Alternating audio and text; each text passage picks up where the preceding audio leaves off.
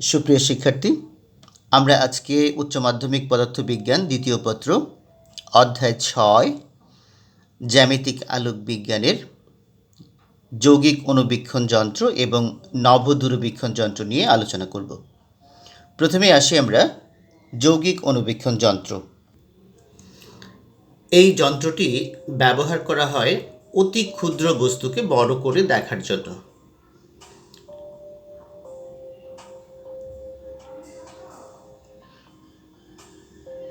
এই যন্ত্র দুটি উত্তল লেন্স নিয়ে গঠিত, যার একটি হচ্ছে অভিলক্ষ এবং আরেকটি হচ্ছে অভিনেত্র। চোখের দিকে যে লেন্সটা থাকবে এটি হচ্ছে অভিনেত্র। এটি একটি উত্তল লেন্স। এর একই অক্ষ বরাবর অপর প্রান্তে অর্থাৎ লক্ষ্যবস্তুর দিকে যে লেন্সটা থাকবে সেটা হচ্ছে অভিলক্ষ। অভিলক্ষের দিকে একাধিক লেন্স থাকবে, বিভিন্ন ফোকাস দূরত্ব এবং বিভিন্ন ক্ষমতার। কোনোটা দিয়ে 10 গুণ, কোনোটা দিয়ে 100 গুণ বিবর্ধন করে দেখার জন্য। অভিলক্ষের সামনে থাকবে হচ্ছে একটা মঞ্চ। এখানে ক্লিপ দিয়ে যে বস্তুটাকে দেখা হবে সেটাকে আটকে দিতে হয়। কিছু অ্যাডজাস্টিং স্ক্রু আছে, যে স্ক্রুগুলোর সাহায্যে মঞ্চটিকে ডানে বাঁয়ে সামনে পেছনে সরানো যায়। মঞ্চের ওপর থাকবে ছোট্ট একটি ছিদ্র, সূক্ষ্ম একটি ছিদ্র। এই ছিদ্র নিচে থাকে একটি অবতল দর্পণ, যে দর্পণ দিয়ে আলো ফেলে ছিদ্রটিকে আলোকিত করা হয়। আছে অভিনেত্রকে সরানোর জন্য অ্যাডজাস্টিং স্ক্রু, যেটা দিয়ে উপরে বা নিচে নামানো যায় এবং ফোকাসে ফেলার জন্য স্থাপন করা যায়। হাতলটিকে ধরে যে কোনো দিকে সরানো যায়। এক স্থান থেকে আরেক স্থানে সরানোর জন্য একটি হাতল ব্যবহার করা হয়। যে বস্তুটিকে দেখা হবে ছিদ্রের উপর স্লাইডটিকে রেখে বস্তুকে দেখা হয় অবতল দর্পণের সাহায্যে। একটু অবতল দর্পণটাকে উপরে নিচে সরিয়ে পর্যাপ্ত আলো ফেলা হয় ছিদ্রের উপর। যে বস্তুটিকে দেখা হবে সেই বস্তুটিকে একটা স্লাইডে রাখা হয়, তারপর অবতল দর্পণকে সরিয়ে ছিদ্রে পর্যাপ্ত আলো ফেলা হয়। এরপর স্লাইডটিকে ছিদ্রের উপর রেখে ক্লিপ দিয়ে আটকিয়ে প্রয়োজনীয় ক্ষমতার লেন্সটিকে অভিলক্ষের দিকে সেট করা হয় এবং স্ক্রু ঘুরিয়ে সেটি ঠিক কেন্দ্রে, ছিদ্রের কেন্দ্রে যেন পড়ে সেভাবে রাখা হয়। এরপর যে আইপিস অর্থাৎ অভিনেত্র আছে, সেই অভিনেত্রের দিকে চোখ রেখে বস্তুটাকে দেখা যায়।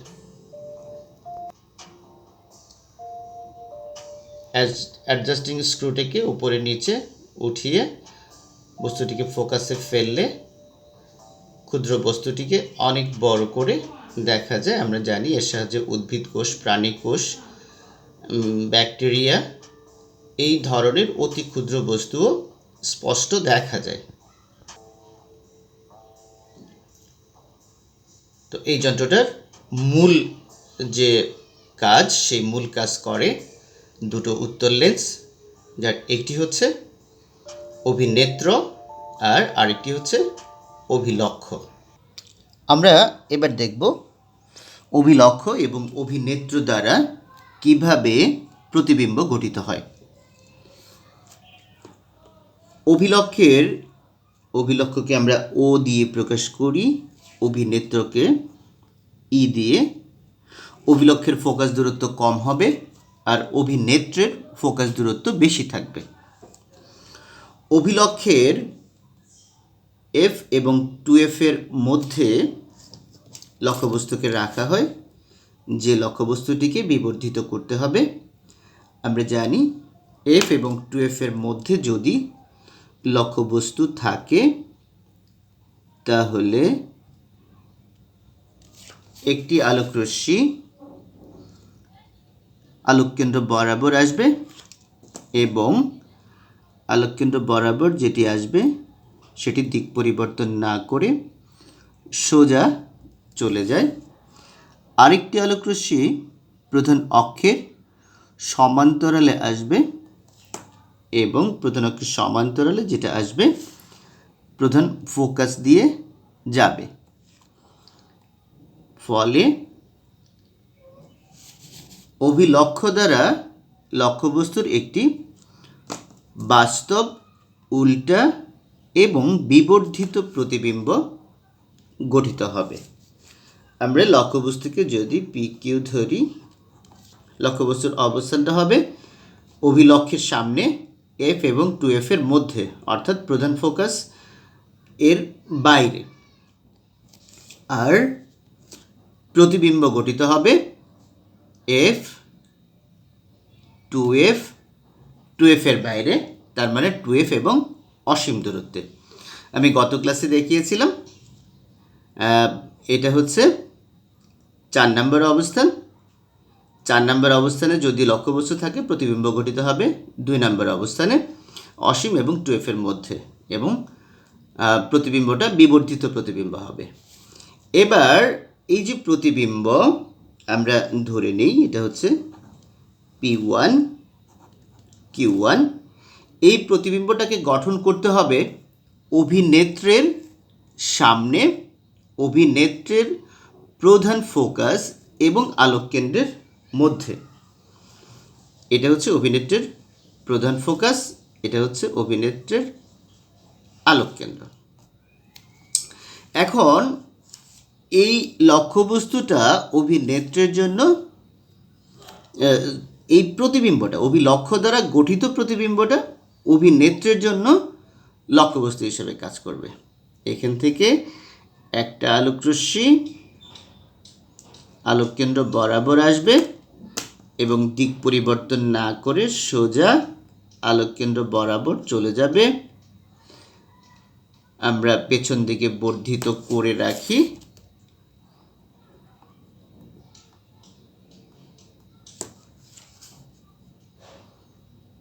P1 থেকে আরেকটি আলোকরশ্মি প্রধান অক্ষের সমান্তরালে আসবে এবং প্রধান অক্ষের সমান্তরালে যেটা আসবে আমরা জানি সেটা প্রধান ফোকাস দিয়ে যাবে। আমরা আমাদের সুবিধা মতো জায়গায় প্রতিবিম্বটাকে গঠন করাই।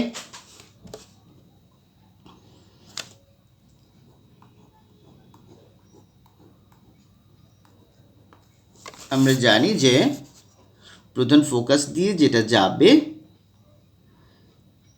এবং আলোককেন্দ্র দিয়ে যেটা যাবে এই দুটো আলোকরশ্মি সামনে গিয়ে আর কখনো মিলিত হবে না। এদেরকে পেছন দিকে বর্ধিত করলে পেছনে P2 বিন্দুতে মিলিত হবে। তাহলে এই P2 থেকে প্রধান অক্ষের উপর যদি আমরা P2Q2 লম্ব টানি তাহলে P2Q2 হবে P1Q1 এর অবাস্তব এবং সোজা প্রতিবিম্ব। তাহলে দেখা যাচ্ছে যে অভিলক্ষ্য দ্বারা একবার এবং অভিনেত্র দ্বারা আরেকবার, এই দুইবার বিবর্ধনের পর লক্ষ্যবস্তুটার অনেক বড় একটা প্রতিবিম্ব গঠিত হবে এবং এই প্রতিবিম্ব গঠন করতে হয় অভিনেত্র থেকে স্পষ্ট দর্শনের নিকটতম দূরত্বে, যেন এটা সবচেয়ে বেশি স্পষ্ট দেখা যায়। তাহলে আমরা দেখতে পাচ্ছি যে দুটি লেন্স দ্বারা বিবর্ধনের পর লক্ষ্যবস্তুটার অনেক বড় একটা প্রতিবিম্ব গঠিত হচ্ছে এবং দুটো উত্তর লেন্স দ্বারা দুইবার বিবর্ধিত হবে, অভিলক্ষ্য দ্বারা একবার এবং অভিনেত্র দ্বারা আরেকবার। প্রতিবিম্বটা দেখো, অভিলক্ষ দ্বারা গঠিত প্রতিবিম্ব, বাস্তব উল্টা এবং বিবর্ধিত, আর অভিনেত্র দ্বারা গঠিত প্রতিবিম্ব অবাস্তব সোজা এবং বিবর্ধিত। তাহলে P2Q2 হবে PQ এর চূড়ান্ত প্রতিবিম্ব। আমরা জানি যে এই অংশ থেকে, যৌগিক অনুবীক্ষণ যন্ত্র থেকে সৃজনশীল প্রশ্ন আসে। একাধিক বিষয় এখানে বের করতে বলার সুযোগ আছে, যে কারণে এটা সৃজনশীল প্রশ্নের জন্য খুব গুরুত্বপূর্ণ একটা টপিক। এবং এই চিত্রটা তোমার চোখের সামনে যদি না থাকে তাহলে কিন্তু সৃজনশীল প্রশ্নের আনসার করা বেশ কঠিন হবে। এই চিত্রটা অবশ্যই তোমার চোখের সামনে ভাসতে হবে, প্রতিবিম্ব কিভাবে গঠিত হচ্ছে অভিলক্ষ এবং অভিনেত্র দ্বারা। আরেকটা বিষয় গুরুত্বপূর্ণ, সেটা হচ্ছে দূরত্বগুলো। এই দূরত্বগুলো তুমি দেখো, আমি এখানে ইন্ডিকেট করে দিই তাহলে তোমার বুঝতে সুবিধা হবে। C1 হচ্ছে অভিলক্ষের আলোক কেন্দ্র, অভিলক্ষের সামনে, অভিলক্ষের আলোক কেন্দ্র হতে লক্ষ্যবস্তু পর্যন্ত যে দূরত্ব, এটা হচ্ছে অভিলক্ষ থেকে লক্ষ্যবস্তুর দূরত্ব। আমরা প্রকাশ করব UO দ্বারা। তাহলে C1Q হচ্ছে UO, অভিলক্ষ হতে লক্ষ্যবস্তুর দূরত্ব। অভিলক্ষ হতে প্রতিবিম্বের দূরত্ব আমরা প্রতিবিম্বের দূরত্ব V দিয়ে প্রকাশ করি, তাহলে এটা হবে VO। এবার P1Q1 অভিনেত্রের জন্য লক্ষ্যবস্তু হিসেবে কাজ করবে, কাজে C2 থেকে P1 এর দূরত্ব হবে অভিনেত্র হতে লক্ষ্যবস্তুর দূরত্ব। আমরা এটাকে UE দ্বারা প্রকাশ করি। এবং চূড়ান্ত প্রতিবিম্ব, যেটা অভিনেত্র থেকে প্রতিবিম্বের দূরত্ব, এটাকে আমরা VE দ্বারা প্রকাশ করি। VEটা আমি একটু আগে বললাম, VEটা হবে স্পষ্ট দর্শনের নিকটতম দূরত্বের সমান, অর্থাৎ 25 সেন্টিমিটার। আমরা এটাকে ক্যাপিটাল D দিয়ে প্রকাশ করি। আরেকটা দূরত্ব খুব গুরুত্বপূর্ণ, সেটা হচ্ছে অভিলক্ষ এবং অভিনেত্রের মধ্যবর্তী দূরত্ব, এটাকে নলের দৈর্ঘ্যও বলে। এই অভিলক্ষ এবং অভিনেত্রের মধ্যবর্তী দূরত্ব এখানে তুমি স্পষ্ট দেখতে পাচ্ছ, VO এবং UE, এই দুটোর যোগফলই হচ্ছে দুই লেন্সের মধ্যবর্তী দূরত্ব। আমাদের কিন্তু এই অংশটা অনেক বেশি গুরুত্বপূর্ণ। তাহলে দুই লেন্সের মধ্যবর্তী দূরত্ব মানে অভিলক্ষ এবং অভিনেত্রের মধ্যবর্তী দূরত্ব হবে VO প্লাস UE। আমাদের এই দূরত্বগুলো, এই যে চিত্রের মধ্যে দেখানো হলো, এই দূরত্বগুলো অবশ্যই তোমাকে মাথায় রাখতে হবে। কি কি দূরত্ব? অভিলক্ষ হতে লক্ষ্যবস্তুর দূরত্ব UO, অভিলক্ষ হতে প্রতিবিম্বের দূরত্ব VO, অভিনেত্র হতে লক্ষ্যবস্তুর দূরত্ব UE, অভিনেত্র থেকে প্রতিবিম্বের দূরত্ব VE, যা স্পষ্ট দর্শনের নিকটতম দূরত্বের সমান ক্যাপিটাল D, আর দুই লেন্সের মধ্যবর্তী দূরত্ব VO প্লাস UE। এই চিত্রটা যদি তোমার চোখের সামনে থাকে তাহলে আমি আশা করি তোমরা যে কোনো সৃজনশীল প্রশ্নের উত্তর খুব সহজেই দিতে পারবে।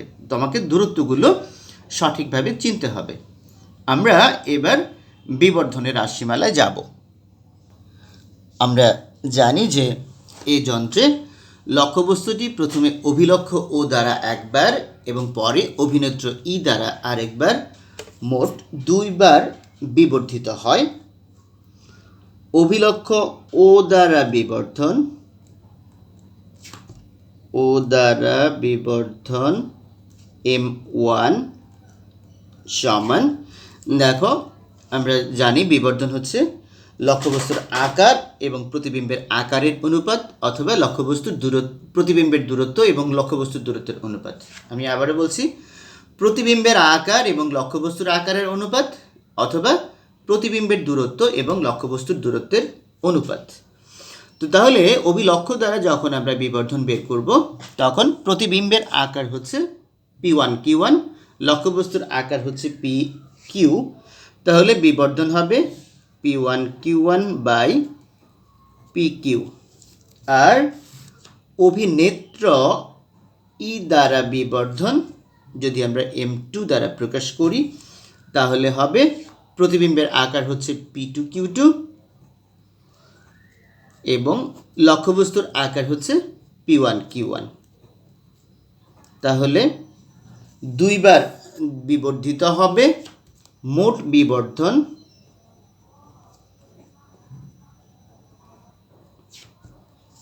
M ইকুয়াল টু হবে চূড়ান্ত প্রতিবিম্ব হচ্ছে P2Q2 ডিভাইডেড বাই একেবারে প্রাথমিক লক্ষ্যবস্তু হচ্ছে PQ। আমরা যদি উপরে এবং নিচে একটা বাড়তি P1Q1 নিয়ে আসি তাহলে প্রথম অংশের জন্য P2Q2 বাই P1Q1 এবং আরেকটা অংশ পাবো আমরা P1Q1 বাই PQ। তাহলে আমরা লিখতে পারবো M সমান M1 M2। আমরা এটাকে রাখি 1 নম্বর সমীকরণে। এবার দেখো, ধরি ও হতে লক্ষ্যবস্তু PQ এর দূরত্ব C1Q সমান হচ্ছে UO এবং ও হতে প্রতিবিম্ব P1Q1 এর দূরত্ব C1Q1 সমান VO। তাহলে আমরা M1 সমান লিখতে পারি P1Q1 বাই PQ সমান আমরা লিখতে পারি VO বাই UO। এখন আমরা জানি যে এই প্রতিবিম্বটা বাস্তব এবং উল্টা, আর বাস্তব প্রতিবিম্বের জন্য বিবর্ধনটা ঋণাত্মক হয়। তাহলে আমরা চিহ্ন সংশোধন করি, চিহ্ন সংশোধন করে পাই যে M1 সমান মাইনাস VO বাই UO। তাহলে আমরা এটাকে রাখি 2 নম্বর সমীকরণে। এবার ধরি আবার অভিনেত্র ই হতে P1Q1 এর দূরত্ব C2Q1 সমান হচ্ছে UE, অভিনেত্র হতে লক্ষ্যবস্তুর দূরত্ব, আর অভিনেত্র ই হতে P2Q2 এর দূরত্ব অর্থাৎ প্রতিবিম্বের দূরত্ব C2Q2 সমান হবে VE। এখন দেখো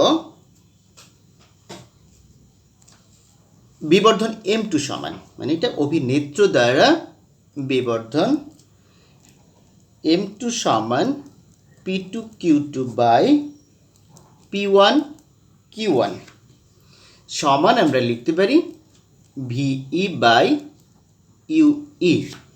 যেহেতু প্রতিবিম্ব অবাস্তব এই ক্ষেত্রে বিবর্ধনটা ধনাত্মক হবে, কাজে আমাদের চিহ্ন সংশোধন করার প্রয়োজন নেই। বিবর্ধনের চিহ্ন মাইনাস আর ভিইর চিহ্ন মাইনাস, মাইনাসে মাইনাসে প্লাস হয়ে যাবে, বা আমরা বলতে পারি M2 সমান VE বাই UE। আমরা এটাকে রাখি 3 নম্বর সমীকরণে। এখন দেখো অভিনেত্রের ফোকাস দূরত্ব, আমরা ধরি অভিনেত্রের ফোকাস দূরত্ব সমান FE, আর চোখের স্পষ্ট দর্শনের নিকটতম দূরত্ব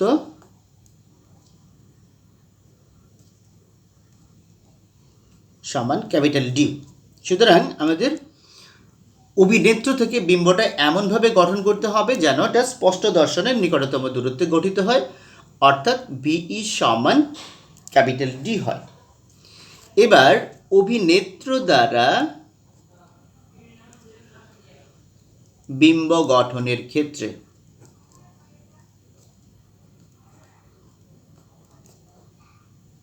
অভিনেত্র দ্বারা বিম্ব গঠনের ক্ষেত্রে আমরা বলতে পারি 1/VE প্লাস 1/UE সমান 1/FE।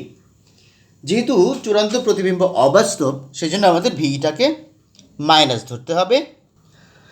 তাহলে আমরা চিহ্ন সংশোধন করে ভিইর আগে একটা মাইনাস চিহ্ন দিচ্ছি, 1/-VE প্লাস 1/UE সমান 1/FE। এখন আমরা 1/UE-টাকে রেখে 1/VE-কে ডান পাশে নিব, 1/UE সমান 1/VE প্লাস 1/FE। আমরা এবার উভয় পক্ষে VE দ্বারা গুণ করব, VE/UE সমান এখানে থাকবে উপরে VE নিচে VE 1 প্লাস VE/FE। যেহেতু আমরা একটু আগে বললাম যে VE হচ্ছে স্পষ্ট দর্শনের নিকটতম দূরত্ব অর্থাৎ ক্যাপিটাল ডি, তাহলে আমরা লিখি VE/UE সমান 1 প্লাস D/FE। আমরা সমীকরণ নাম্বার দিব এখানে 4। এবার দেখো এই VE/UE এটাই হচ্ছে M2। আমরা এর আগের সমীকরণে দেখে এসেছি, সরাসরি আমরা লিখে দিই M2 সমান 1 প্লাস D/FE। আমরা আগেরটাকে না দিই, বরং এটাকেই আমরা 4 নম্বর সমীকরণ দিই। এবার দেখো আমাদের বিবর্ধন ছিল 1 নম্বর সমীকরণে M সমান, 1 নং হতে পাই। এখন আমরা মান বসাবো। বিবর্ধন M ইকুয়াল টু ছিল M1 M2 বা M সমান আমরা M1-এর পরিবর্তে বসাবো 2 নং সমীকরণ থেকে মাইনাস VO/UO এবং M2-র পরিবর্তে আমরা বসাবো 1 প্লাস D/FE। এই হচ্ছে আমাদের চূড়ান্ত বিবর্ধন M equal to minus VO/UO into 1 plus D/FE। এটা হচ্ছে জটিল অনুবীক্ষণ যন্ত্রের বিবর্ধনের রাশিমালা। এখান থেকে আমরা বেশ কিছু বিষয় জানতে পারি। একটা হচ্ছে যে যেহেতু বিবর্ধনটা মাইনাস, তাই না, কাজেই ঋণাত্মক বিবর্ধন দ্বারা আমরা উল্টা প্রতিবিম্ব বুঝি, অর্থাৎ চূড়ান্ত প্রতিবিম্বটা উল্টা হবে, অর্থাৎ লক্ষ্যবস্তু যেভাবে থাকবে তার উল্টা হবে চূড়ান্ত প্রতিবিম্ব। আর এখান থেকে আমরা দেখতে পাচ্ছি যে ভিও এবং ইউও, ভিওটা উপরে ইউওটা নিচে, অর্থাৎ অভিলক্ষ থেকে লক্ষ্যবস্তুর দূরত্ব যদি কম হয় বিবর্ধন বেশি হবে। তাহলে লক্ষ্যবস্তুটাকে অভিলক্ষের যতটুকু সম্ভব কাছে রাখতে হবে, তবে কোনো অবস্থাতেই সেটাকে প্রধান ফোকাসের ভেতরে আনা যাবে না, প্রধান ফোকাসের বাইরেই রাখতে হবে, তাই না। কাজে বেশি বিবর্ধন পাওয়ার জন্য আমাদের যে শর্তগুলো, যে ইওটাকে যতটুকু সম্ভব কম রাখতে হবে, তবে কোনো অবস্থাতেই সেটা প্রধান ফোকাসের ভেতরে না, প্রধান ফোকাসের বাইরে। আর একটা বিষয় হচ্ছে ভিও যত বেশি হবে বিবর্ধন তত বেশি। ভিও হচ্ছে অভিলক্ষ হতে প্রতিবিম্বের দূরত্ব। তো অভিলক্ষ থেকে প্রতিবিম্বের দূরত্ব যত বেশি হবে বিবর্ধন তত বেশি। সেজন্য বেশি বিবর্ধন পেতে নলের দৈর্ঘ্য বেশি রাখা প্রয়োজন। নলের দৈর্ঘ্য যত বড় হবে বিবর্ধন তত বেশি হবে। আরেকটা বিষয় আছে, সেটা হচ্ছে এফই, অর্থাৎ অভিনেত্রের ফোকাস দূরত্ব। অভিনেত্রের ফোকাস দূরত্ব যত কম বিবর্ধন তত বেশি। তবে এখানেও শর্ত আছে, সেটা হচ্ছে অভিনেত্রের ফোকাস দূরত্ব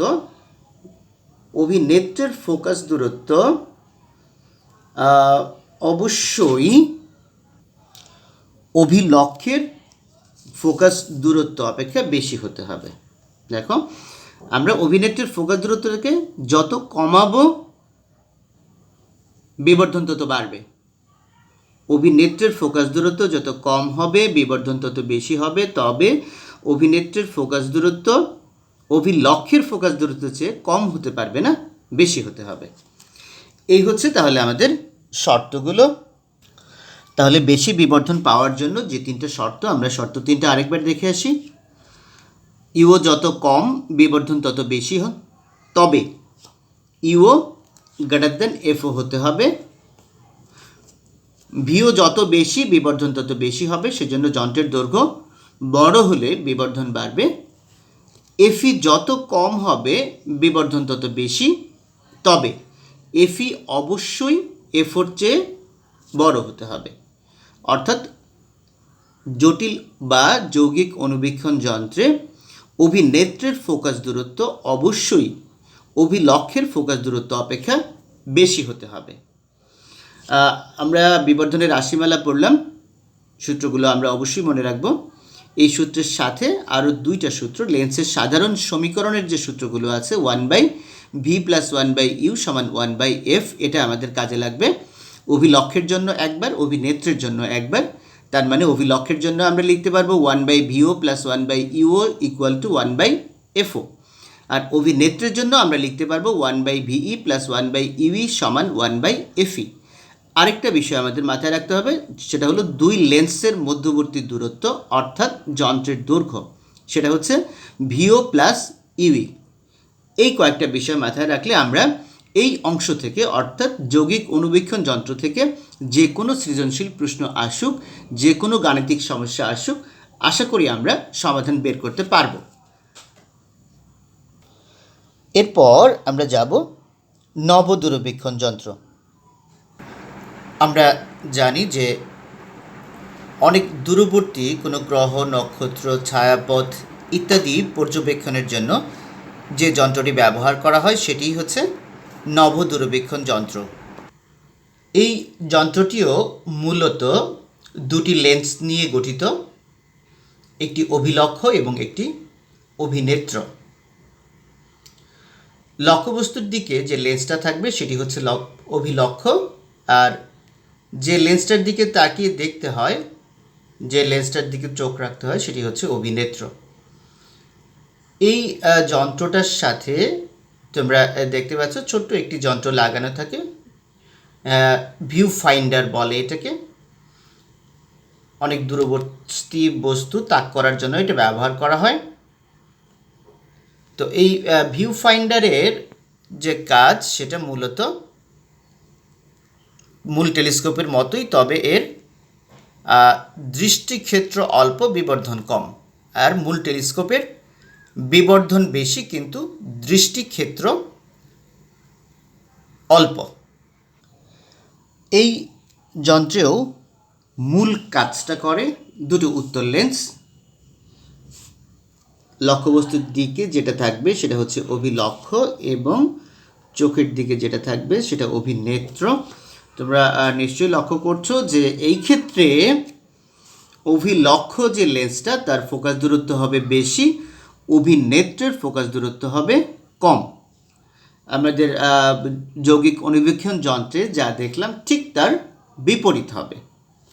এই ক্ষেত্রে অভিলক্ষের ফোকাস দূরত্ব হবে বেশি, অভিনেত্রের ফোকাস দূরত্ব হবে কম। আমরা জানি যে অসীম দূরত্ব থেকে যখন আলো আসে তখন নিজেরা সমান্তরালে আসবে, কিন্তু প্রধান অক্ষের সাথে তির্যকভাবে আসে।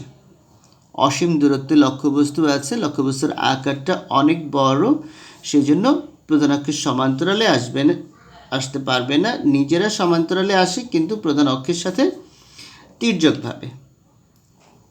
তো এরা প্রতিসরণের পর আমরা জানি সবাই যে প্রধান ফোকাসে মিলিত হয় না, ফোকাস তলে মিলিত হয়।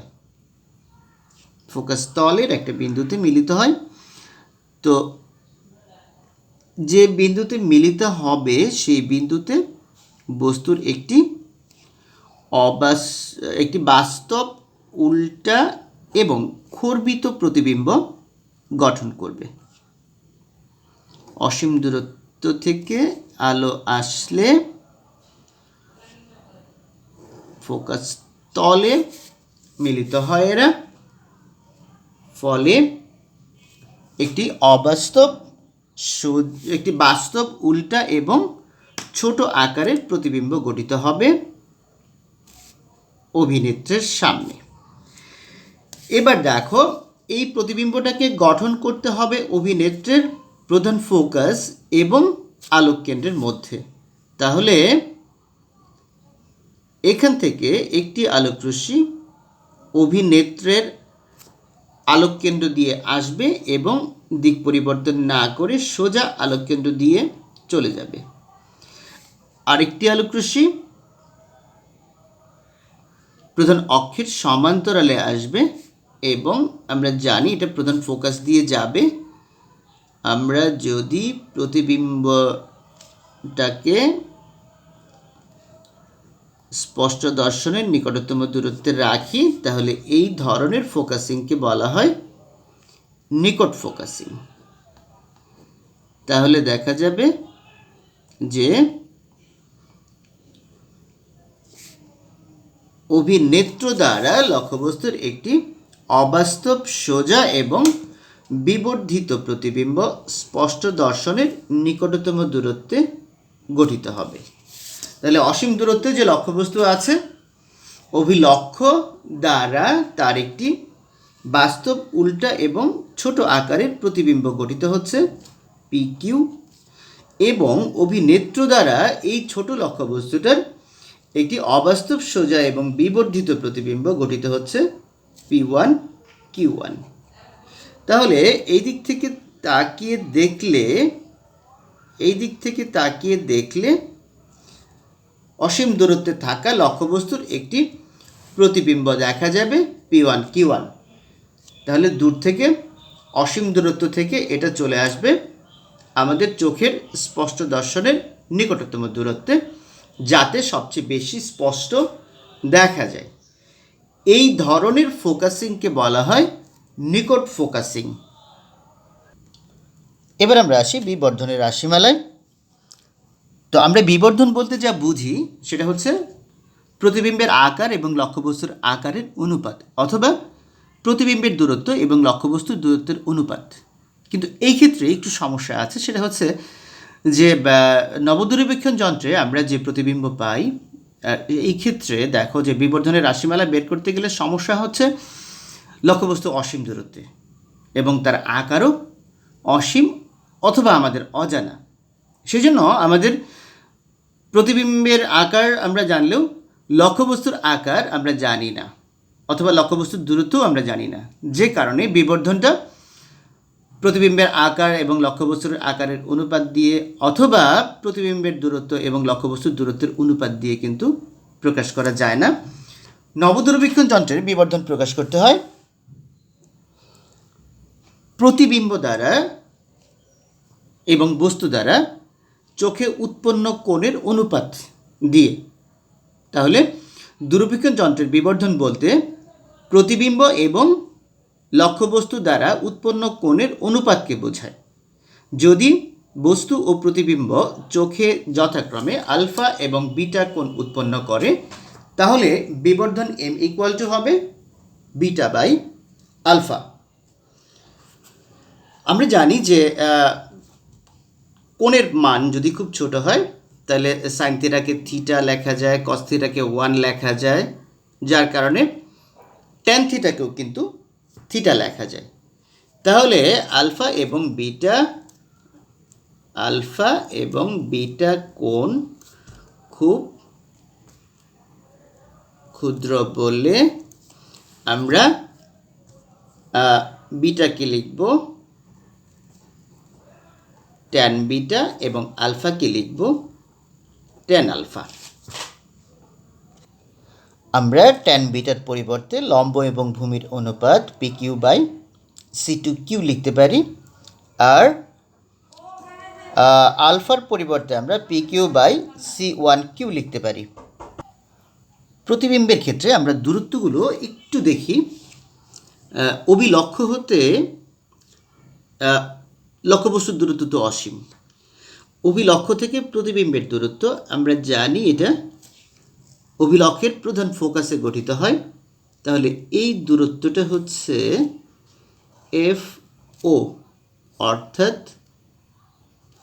অভিলক্ষের ফোকাস দূরত্ব, আর এই দূরত্বটা হবে অভিনেত্র থেকে লক্ষ্যবস্তুর দূরত্ব UE। তাহলে অভিলক্ষ্য হতে প্রতিবিম্বের দূরত্ব যেটা, সেটাই হচ্ছে অভিলক্ষের ফোকাস দূরত্ব। আর এই দূরত্বটা হচ্ছে অভিনেত্র হতে লক্ষ্যবস্তুর দূরত্ব, এবং এই দূরত্বটা হচ্ছে অভিনেত্র হতে প্রতিবিম্বের দূরত্ব ভিই। তার মানে এটাই হবে স্পষ্ট দর্শনের নিকটতম দূরত্ব ক্যাপিটাল ডি। আরেকটা বিষয় খেয়াল করো যে অভিনেত্রের ফোকাস দূরত্ব কিন্তু C2 থেকে এই বিন্দু পর্যন্ত দূরত্ব, এটা অভিনেত্রের ফোকাস দূরত্ব। আমরা একটু চিহ্নিত করে রাখি, তাহলে পরে সুবিধা হবে। এই দূরত্বটা হচ্ছে অভিনেত্রের ফোকাস দূরত্ব FE। অভিনেত্রটাকে কিন্তু সামনে পিছনে সরানো যায়। তোমরা যে চিত্রটা দেখেছো এতে স্ক্রু আছে, স্ক্রু দিয়ে অভিনেত্রকে সামনে নেওয়া যায়, পেছনে নেওয়া যায়, ফোকাসে ফেলার জন্য বা সবচেয়ে বেশি স্পষ্ট করে দেখার জন্য। তাহলে এই দূরত্বগুলো আমাদের খেয়াল রাখতে হবে। C1 থেকে Q এর দূরত্ব হচ্ছে FO, C2 থেকে Q এর দূরত্ব হচ্ছে UE, এবং C2 থেকে Q1 এর দূরত্ব হচ্ছে VE, যা স্পষ্ট দর্শনের নিকটতম দূরত্বের সমান, অর্থাৎ 25 সেন্টিমিটার। তাহলে আমরা C1Q সমান লিখলাম অভিলক্ষের ফোকাস দূরত্ব FO, C2Q সমান লিখলাম আমরা UE অভিনেত্র হতে লক্ষ্যবস্তুর দূরত্ব, আর C2Q1 সমান আমরা লিখলাম VE অভিনেত্র E হতে প্রতিবিম্বের দূরত্ব, যা স্পষ্ট দর্শনের নিকটতম দূরত্ব ক্যাপিটাল ডি এর সমান। এখন অভিনেত্রীর জন্য আমরা সমীকরণটা লিখতে পারি 1/VE প্লাস 1/UE সমান 1/FE। যেহেতু চূড়ান্ত প্রতিবিম্ব অবাস্তব, সেই জন্য আমরা চিহ্ন সংশোধন করব। চূড়ান্ত প্রতিবিম্ব অবাস্তব, সুতরাং ভিইর আগে মাইনাস চিহ্ন হবে, তাহলে 1/-VE প্লাস 1/UE সমান 1/FE। আমরা তাহলে এবার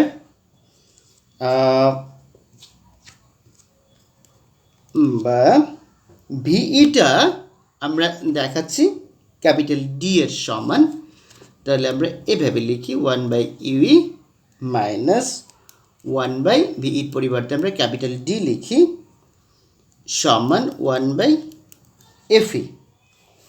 তাহলে এইবার আমরা যা পাবো 1/UE সমান 1/D প্লাস 1/FE, বা আমরা এটা লসাগু করি 1/UE সমান D ইন্টু FE থাকবে, আর উপরে হবে D প্লাস FE।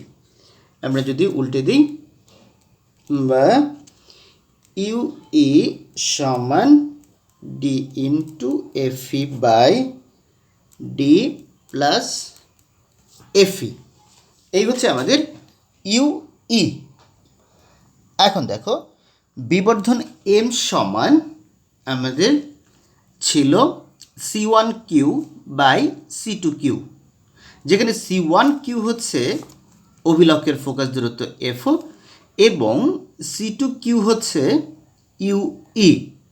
তাহলে C1Q এর পরিবর্তে আমরা FO বসাবো এবং C2Q এর পরিবর্তে আমরা UE বসাবো।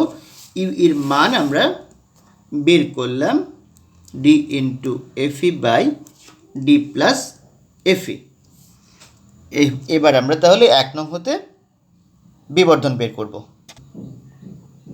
তাহলে আমরা পাচ্ছি M equal to C1Q by C2Q, তার মানে FO বাই UE।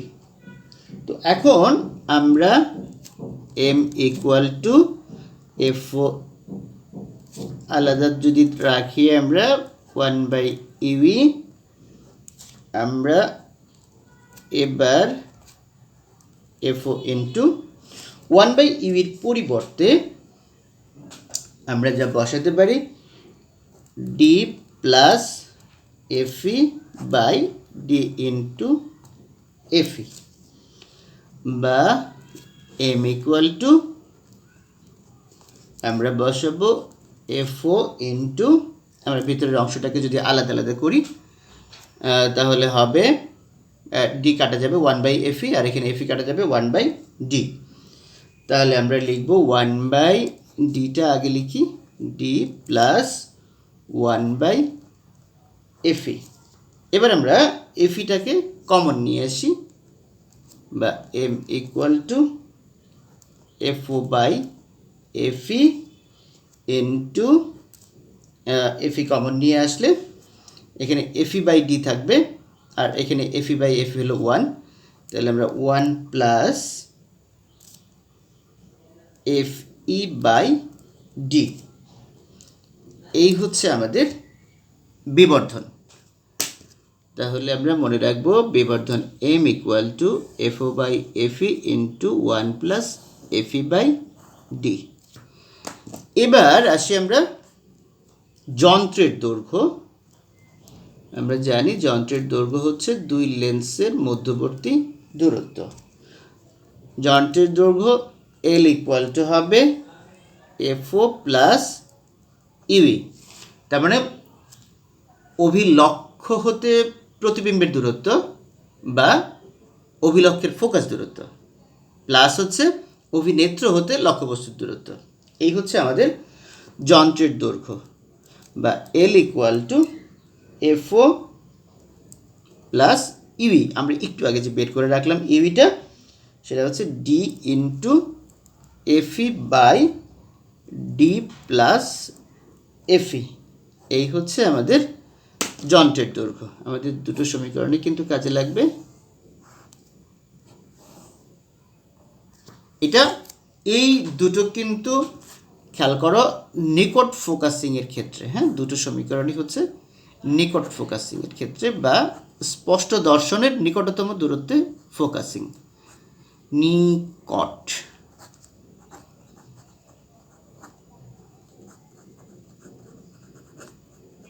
আমাদের আরেকটা ফোকাসিং আছে, সেটা হচ্ছে অসীম দূরত্বে ফোকাসিং। একটু আমরা চিত্রটা দেখে আসি। আমরা বললাম যে অভিনেত্রটাকে সরানো যায়, সামনে পেছনে সরানো যাবে। যদি আমরা অভিনেত্রকে সরাই তাহলে দেখো যে এই তার প্রধান ফোকাস যেটা, এটাও কিন্তু সরবে। যদি এমন হয় যে অভিনেত্রটাকে তুমি বাইরের দিকে সরাচ্ছ, সাথে সাথে প্রধান ফোকাসটাও সরে আসছে, সরতে সরতে এই যে প্রতিবিম্বটা PQ, মানে অভিলক্ষ দ্বারা যে প্রতিবিম্বটা গঠন হলো, এটা অভিনেত্রের প্রধান ফোকাসে আসলো। তো প্রধান ফোকাসে যদি লক্ষ্যবস্তু থাকে, অভিনেত্রের প্রধান ফোকাসে যদি লক্ষ্যবস্তু থাকে, তাহলে প্রতিবিম্ব কোথায় গঠিত হবে? আমরা জানি প্রধান ফোকাসে লক্ষ্যবস্তু থাকলে অসীম দূরত্বে প্রতিবিম্ব গঠিত হয়, অর্থাৎ অভিনেত্র দ্বারা গঠিত প্রতিবিম্ব হবে অসীম দূরত্বে। এই ধরনের ফোকাসিংকে বলা হয় অসীম দূরত্বে ফোকাসিং বা স্বাভাবিক ফোকাসিং। তাহলে স্বাভাবিক ফোকাসিংয়ের ক্ষেত্রে ইউইটা হবে এফ ই এর সমান, তাই না? আর ভিইটা হবে অসীম। তাহলে আমাদের বিবর্ধন এবং যন্ত্রের দৈর্ঘ্য সমীকরণ দুটো পরিবর্তন হবে। এই সমীকরণ দুটো দেখো কি দাঁড়াবে। আমি আবারও বলছি যে এই বিন্দুটা হচ্ছে অভিনেত্রের প্রধান ফোকাস। আমরা অভিনেত্রটাকে সরাবো, সাথে সাথে প্রধান ফোকাসও সরবে, সরে এই PQ যে লক্ষ্যবস্তুটা আছে, অর্থাৎ অভিলক্ষের জন্য প্রতিবিম্ব, তাহলে অভিনেত্রের জন্য লক্ষ্যবস্তু, এটা অভিনেত্রের প্রধান ফোকাসে পড়বে, ফলে অসীম দূরত্বে গিয়ে তার প্রতিবিম্ব গঠিত হবে। তাহলে দেখো যে স্বাভাবিক ফোকাসিং বা অসীম দূরত্বে ফোকাসিংয়ের ক্ষেত্রে আমাদের এই যে সূত্রটা আছে, ক্যাপিটাল ডিটা হবে অসীম, সামথিং বাই অসীম মানে 0, তাহলে বিবর্ধন হবে এফও বাই এফই। আমাদের বিবর্ধন হচ্ছে এফও বাই এফই। এবং যন্ত্রের দৈর্ঘ্য আমরা চিত্র থেকে দেখলাম, সেটা দুই লেন্সের মধ্যবর্তী দূরত্ব যেটা, এটা হবে অভিলক্ষ থেকে প্রতিবিম্বের দূরত্ব প্লাস অভিনেত্র হতে লক্ষ্যবস্তুর দূরত্ব। যেহেতু পি কিউটা মানে কিউ বিন্দুটা অভিলক্ষেরও প্রধান ফোকাস, অভিনেত্রেরও প্রধান ফোকাস, সেজন্য দুই লেন্সের মধ্যবর্তী দূরত্ব হবে অভিলক্ষের ফোকাস দূরত্ব এফও প্লাস অভিনেত্রের ফোকাস দূরত্ব এফই। তাহলে স্বাভাবিক ফোকাসিং বা অসীম দূরত্বে ফোকাসিংয়ের ক্ষেত্রে যন্ত্রের দৈর্ঘ্য হবে এফও প্লাস এফই। আমরা এই চারটা সমীকরণই মনে রাখব আমাদের নবদূরবীক্ষণ যন্ত্রের বিবর্ধন এবং যন্ত্রের দৈর্ঘ্য বের করার জন্য। তো আমরা আজকে অতি গুরুত্বপূর্ণ দুটো বিষয় শিখলাম। এই দুটো বিষয় থেকেই সৃজনশীল প্রশ্ন আসা সম্ভব, আবার দুটো বিষয় একসাথে মিলিয়েও প্রশ্ন করা সম্ভব, উদ্দীপক তৈরি করা সম্ভব, যেহেতু জটিল অনুবীক্ষণ যন্ত্রেও দুটো উত্তর লেন্স দিয়ে গঠিত, আবার নবদূরবীক্ষণ যন্ত্র দুটো উত্তর লেন্স দিয়েই গঠিত, যে কারণে প্রতিবিম্ব গঠনের ক্ষেত্রে উত্তর লেন্সের প্রতিবিম্ব গঠন দিয়ে কিন্তু আমাদের এই দুটো টপিক থেকে একটা উদ্দীপক তৈরি করে আমাদের কিন্তু দুটো প্রশ্ন করা সম্ভব, প্রয়োগ এবং উচ্চতর দক্ষতা। তো আশা করি সবাই বুঝতে পেরেছ এই দুটো টপিক, জটিল অনুবীক্ষণ যন্ত্র এবং নবদূরবীক্ষণ যন্ত্র।